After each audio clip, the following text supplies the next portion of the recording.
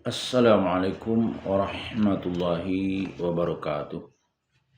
Innal hamdalillah nahmaduhu wa nasta'inuhu wa nastaghfiruh wa na'udzu billahi min shururi anfusina wa min sayyiati a'malina. May yahdihillahu fala mudhillalah wa may yudlil falan tajida lahu waliyyan mursyida. Asyhadu an la ilaha illallah wa asyhadu anna Muhammadan abduhu wa rasuluhu la nabiyya ba'd. Allahumma salli wa sallim ala hadzal nabiyil karim Muhammadin sallallahu alaihi wasallam wa ala alihi wa ashabihi ajma'in. Bapak-bapak, ibu-ibu yang saya hormati serta generasi muda yang saya sayangi.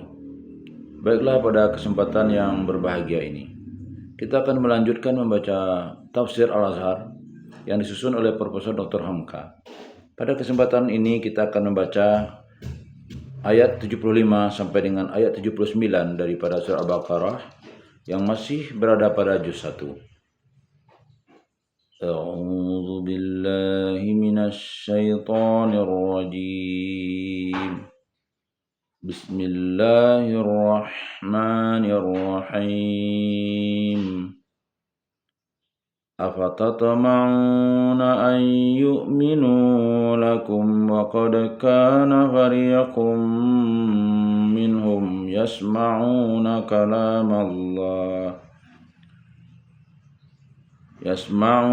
kalamallahi thumma yuharrifunahu min ba'di ma qaluhu wa hum ya'lamun. وَإِذَا لَقُوا الَّذِينَ آمَنُوا قَالُوا آمَنَّا وَإِذَا خَلَا بَعْضُهُمْ إِلَى بَعْضٍ قَالُوا أَتُحَدِّثُونَهُم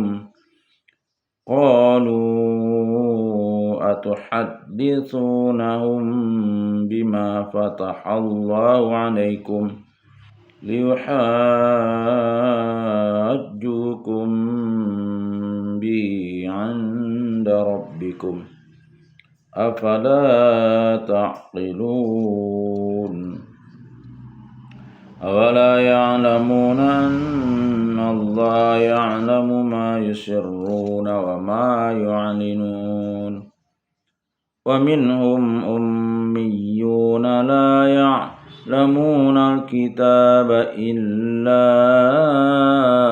amaniya wa in hum illa yazunnun.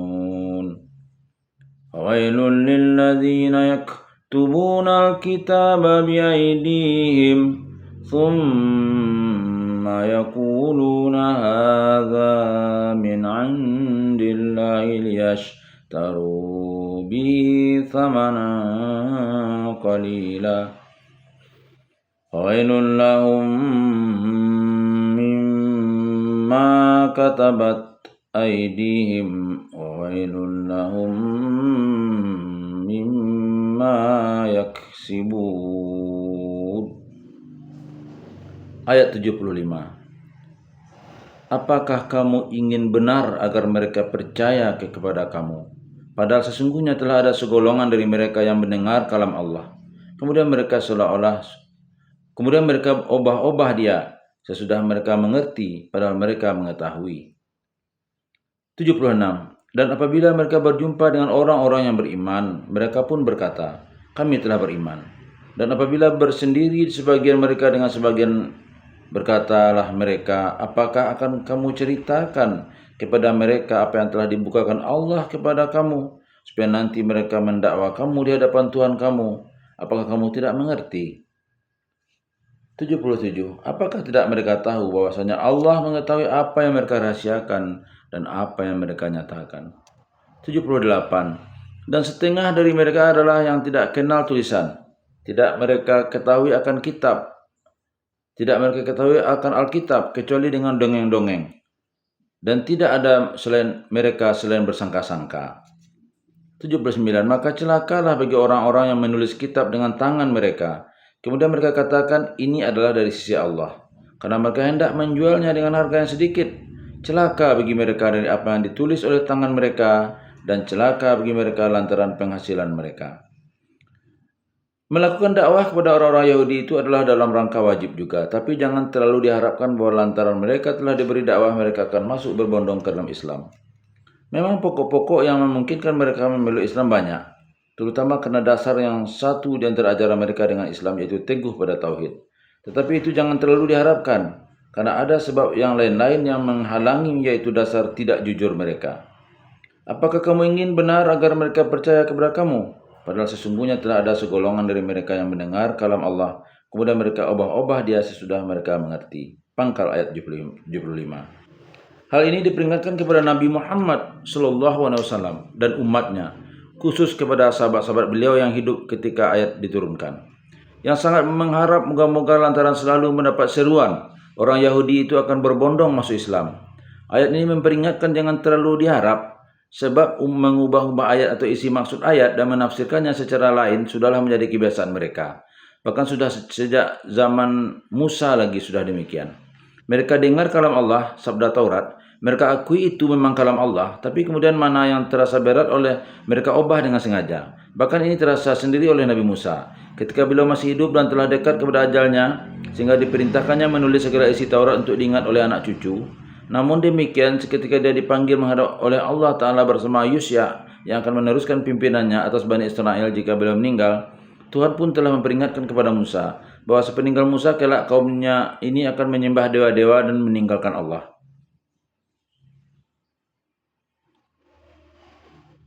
Sebab itu meskipun seketika Taurat tertulis lengkap, lagi berani mereka mengubah maksudnya menurut kehendak mereka. Apatah lagi Taurat yang ditulis di zaman Nabi Muhammad SAW sampai ke zaman kita sekarang bukan lagi Taurat yang ditulis di zaman Musa itu. Padahal mereka mengetahui. Ujung ayat 75. Bunyi ayat ini memperjelas lagi bahwa penafsiran yang salah atau menyalahkan penafsiran adalah mereka lakukan dengan sengaja dan dengan sadar. Sedangkan sebelum timbul Nabi Muhammad SAW dan belum timbul gerakan Islam ini di Madinah, mengubah isi kalam Allah menurut kemauan mereka dan untuk menjaga martabat mereka, mereka lagi mau. Apatah lagi setelah kekuatan Nabi Muhammad SAW sudah bangkit demikian rupa dan mereka mulai terdesak, niscaya mengubah-ubah maksud itu akan kejadian lagi. Dan apabila mereka berjumpa dengan orang-orang yang telah beriman, mereka pun berkata, kami telah beriman. Pangkal ayat 76. Di sini jelaslah jiwa yang mulai lemah dan ragu. Kebenaran Islam dengan semangat yang baru itu tidak dapat dihalangi lagi, tetapi mereka berat melepaskan yang lama. Sebab itu terpaksa mereka bermuka manis kepada orang-orang yang telah beriman kepada Nabi Muhammad SAW. Dan mereka mengaku beriman pula untuk menjaga diri atau melihat angin. Sebab tenaga buat menghalangnya tidak ada lagi. Dan apabila bersendiri sebagian mereka dengan sebagian, berkatalah mereka, apakah akan kamu ceritakan kepada mereka apa yang telah dibukakan Allah kepada mereka? Timbullah bisik-bisik, namun meskipun di antara kita telah ada yang mengaku beriman pula untuk menjaga diri, sekali-kali jangan dibukakan kepada mereka isi kitab yang sebenarnya, yang telah dibukakan Tuhan Allah kepada kita sejak dahulu, bahwa memang akan adalah Nabi akhir zaman, yang kita telah berjanji dengan Tuhan akan mematuhi syariat Nabi itu jika dia datang. Apakah rahasia itu akan kamu sampaikan kepada mereka? Supaya nanti mereka mendakwa kamu di hadapan Tuhanmu. Apakah kamu tidak mengerti? Ujung ayat 76. Bagaimanapun rapat pergaulan orang-orang yang menganut keimanan baru pengikut Muhammad itu, namun rahasia kitab kita jangan dibuka. Karena kalau mereka tahu hal itu tentu berkata kepada kita, kalau sudah seterang itu tersebut dalam kitab kamu, mengapa kamu tidak juga benar-benar percaya? Sebab itu hendaklah kamu awas benar. Bila berdebat dengan Muhammad dan pengikut-pengikutnya itu, apakah kamu tidak mengerti bahwa kalau rahasia itu terbuka, akan membawa celaka bagi kita dan meruntuhkan kedaulatan agama kita, pusaka turun-temurun nenek moyang kita. Tetapi bagi mereka hal itu dipandang rahasia. Bagi Tuhan tidak ada yang dapat mereka rahasiakan. Apakah tidak mereka tahu bahwasanya Allah mengetahui apa yang mereka rahasiakan dan apa yang mereka nyatakan? Ayat 77. Banyak hal dapat kita simpulkan dari ayat ini. Pertama, menjadi teranglah bahwa memang Nabi kita dan sahabat-sahabatnya tidak pernah terlebih dahulu membaca kitab Taurat, sebagaimana yang didakwakan oleh setengah kaum orientalis, diantaranya Goldzihar, seorang orientalis Yahudi. Maka pengetahuan Nabi Muhammad bahwa dirinya ada tersebut dalam Taurat adalah semata-mata dari wahyu, dan kesan yang lain ialah bahwa rahasia kecurangan itu dengan ayat ini telah dibuka. Inilah rahasia yang dibuat jadi rahasia oleh ahbar dan ruhban mereka, yang terus disingkirkan oleh ayat, sehingga mereka mesti berhitung benar-benar terlebih dahulu sebelum terus-menerus berbuat curang. Lain pula halnya dengan para pengikut mereka, yaitu yang keras fanatik mempertahankan pendirian, tetapi tidak mengerti apa sebenarnya isi kitab yang mereka pertahankan itu. Mereka disebut pada ayat seterusnya. Dan setengah dari mereka adalah yang tidak kenal tulisan. Tidak mereka ketahui akan Alkitab kecuali dongeng-dongeng dan tidak ada mereka selain bersangka-sangka. Ayat 78. Mereka hanya taklid kepada guru. Apa kata guru itulah yang benar. Menyelidik dan memakai pikiran sendiri tidak sanggup. Bahkan menulis dan membaca pun tidak bisa. Apatah lagi akan membaca kitab Taurat itu. Yang mereka pegang hanya apa yang diterangkan guru. Maka penuhlah mereka dengan dongeng-dongeng khayal, pelajaran yang tidak ada, yang tidak-tidak dan tidak dekat sedikit juga dengan kebenaran.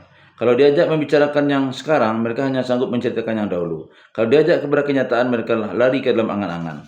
Agama mereka hanya sangka-sangka, entah iya, entah tidak. Tetapi bagi mereka angan-angan itu adalah pegangan teguh. Dan mereka tidak boleh ditegur atas kesalahan mereka. Telah membatu dan membeku faham mereka. Dalam ketaatan mereka pegang apa yang diajarkan oleh guru dengan tidak memakai pikiran. Mereka berhati sempit dan benci kepada orang lain. Demikianlah keadaan kaum Bani Israel atau Yahudi ketika saat Islam mulai bangkit. Agama yang telah tinggal dalam sebutan lidah belaka. Dan beginilah suasana beragama pada segala zaman. Apabila kebebasan berpikir telah dibendung dan ditutup oleh orang-orang yang disebut pemimpin agama sendiri. Sebab itu bila membaca ayat yang seperti ini, seyogyanya kita umat Islam yang telah 14 abad jaraknya dari zaman Nabi Muhammad SAW berpikir kalau kita telah ditimpa pula oleh banyak penyakit seperti ini. Syukurlah agama Islam kita tidak mempunyai kependetaan, yaitu pemuka-pemuka agama yang wajib dipatuhi. Walaupun telah jauh terpesong daripada yang telah digariskan Allah, sungguh pun demikian dalam peredaran zaman, gejala-gejala seperti ini pernah juga kejadian. Salah satu dari sebab kerusakan yang menimpa Bani Israel itu disebutkan pada ayat yang selanjutnya. Maka celakalah bagi orang-orang yang menulis kitab dengan tangan mereka. Kemudian mereka katakan ini adalah dari sisi Allah. Karena mereka hendak menjualnya dengan harga yang sedikit. Pangkal ayat 79. Padahal kitab Taurat mereka sendiri sudah ada. Sekarang mereka tambah lagi dengan penafsiran sendiri. Membuat hukum usul dan furuk, pokok dan ranting. Setelah pekerjaan membuat kitab itu selesai, mereka berkata bahwa ini adalah dari Tuhan. Disamakan dengan wahyu ilahi yang tidak boleh diganggu gugat lagi.